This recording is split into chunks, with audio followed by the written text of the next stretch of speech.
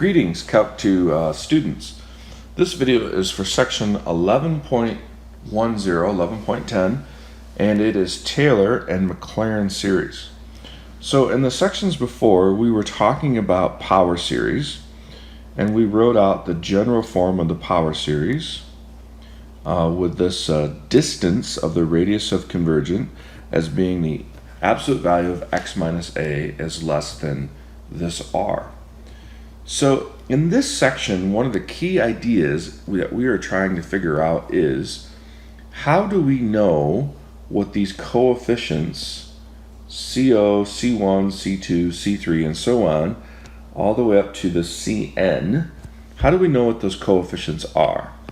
So what is Cn equal to? And is there a general form to figure out that Cn? The answer to that question is yes, thanks to Taylor and Maclaurin. So x equals a, then we have the absolute value of x minus a is equal to the absolute value of 0, and that's less than r. So the distance from x to a is 0. When I evaluate then f of a, what do I get? Well, I get CO plus C1 times a minus a plus C2 times a minus a plus, and that would go on for forever. And so all I'm left with then is when f evaluated at a, I would get to CO, because each of the rest of the terms is going to have 0. So this is 0 times C1 is 0, this is 0 times C2 is 0, and so forth. So all that will be not 0 is this CO and then added to a bunch of zeros. So f evaluated at a is CO. And I'm going to put a little orange box around that. I'm going to copy the series. So let's take the derivative, the first derivative of this power series. So the derivative of the constant CO is just 0.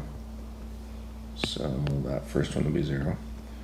Plus C1, the derivative of the next term would just be C1. And then the derivative of the next term will be 2 times C2 times x minus a raised to the first. I'll write it for emphasis. And then I'm going to multiply that by 1 from the chain rule. And the next term will be 3 C3 times x minus a to the squared.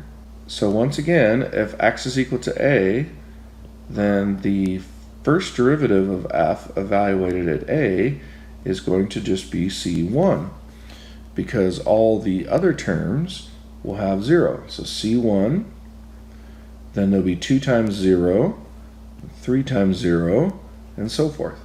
This is 0, this is 0, when x is equal to a. So let's take the second derivative in terms of x. So I have the derivative of C1 as a constant, so that's 0. And then the derivative of the next term will be 2 times C2. So 2 times C2 plus 2 times 3 times C3 times x minus a to the first, and then times 1. Plus 3 times 4 times C4 times x minus a to the second, and then plus dot, dot, dot, that'll keep going on forever. So if I take this second derivative where x is equal to a, what do I have left over? Well, I've got 2 times C2. And the rest of the terms will be 0. So I have 2 times 3 times C3 times 0, and 3 times 4 times C4 times 0, so the rest of the terms will be 0. So we then have a formula for C2. Let's take the third derivative. So the third derivative evaluated at x is equal to, so this term would be 0. This term would be 2 times 3 times C3. So let's write that. 2 times 3 times C3. And then the next term would be 2 times 3 times 4 times C4 times x minus a raised to the first, plus, and then the next term would be 3 times 4 times 5 times C5 times x minus a raised to the second, plus, and then that'll continue on forever.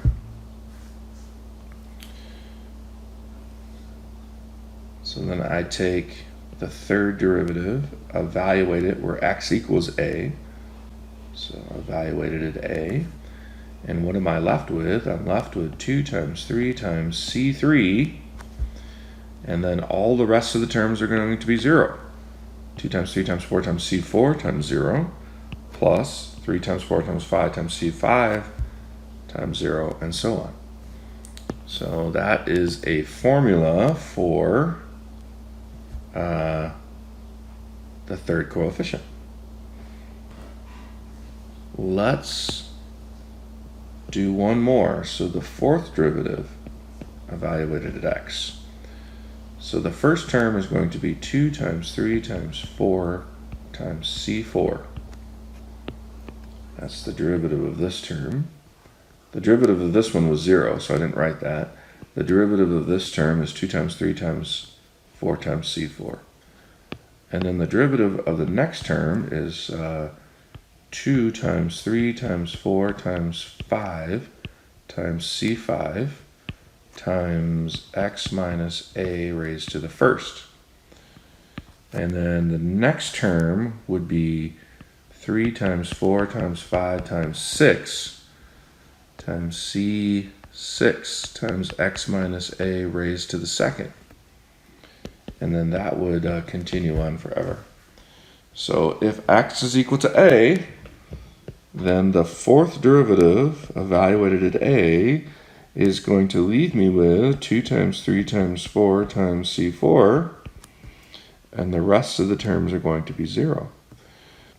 All right, so let me rewrite all the ones that we know and see if we can see a general pattern.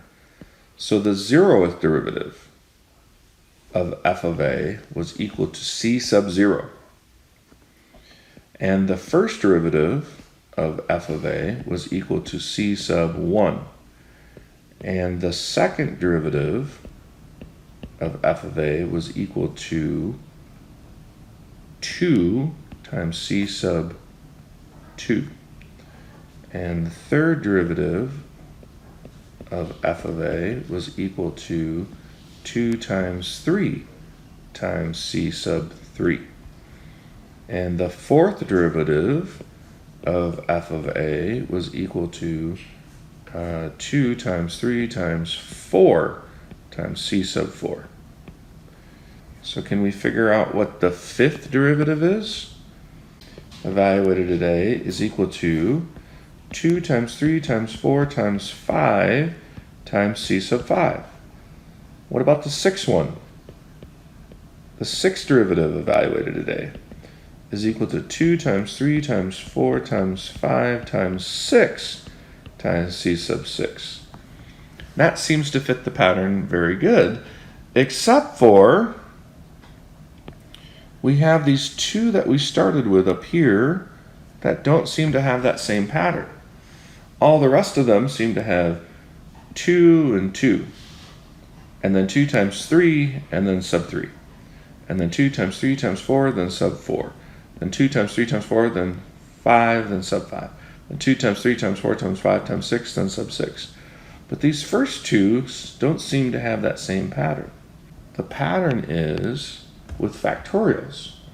So f at a equals 0 factorial times c sub 0. F at a take the first derivative is equal to 1 factorial c sub 1. F take the second derivative evaluated at a is equal to 2 factorial, which is times c sub 2, which is that 2 times c2.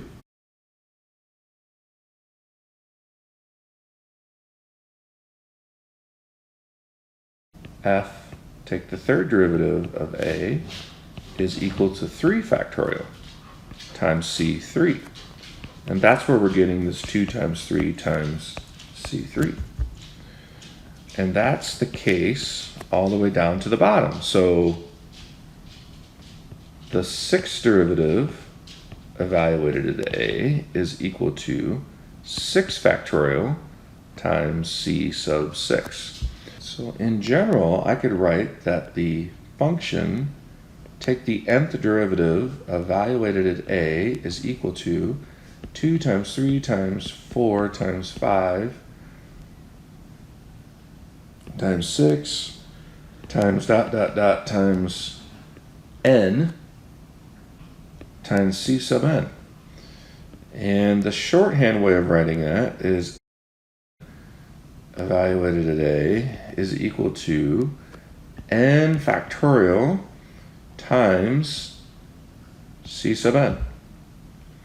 Now remember, by definition, 0 factorial equals 1, and of course 1 factorial equals 1. 2 factorial equals 1 times 2, and 3 factorial equals 1 times 2 times 3. Then we just take this algebraic equation and solve for c sub n. So f take the nth derivative evaluated at a is equal to n factorial to c sub n. Divide both sides by n factorial. The nth derivative of f evaluated at a divided by n factorial is equal to c sub n. So now we have a formula for c sub n. And the grand finale of this is then we can represent a power series by saying f of x is equal to the summation of n equals 0 to infinity c sub n times x minus a raised to the n. That's true, but now, because we have a formula for our coefficients, we can represent it as the summation from n equals 0 to infinity of c sub n, but c sub n is equal to the nth derivative of f evaluated at a divided by n factorial, and then x minus a raised to the n. So an extremely important way to represent a power series is this formula.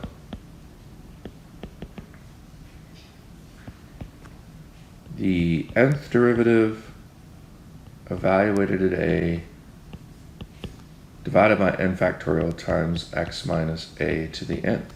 When we represent a series in this way, we call that a Taylor series.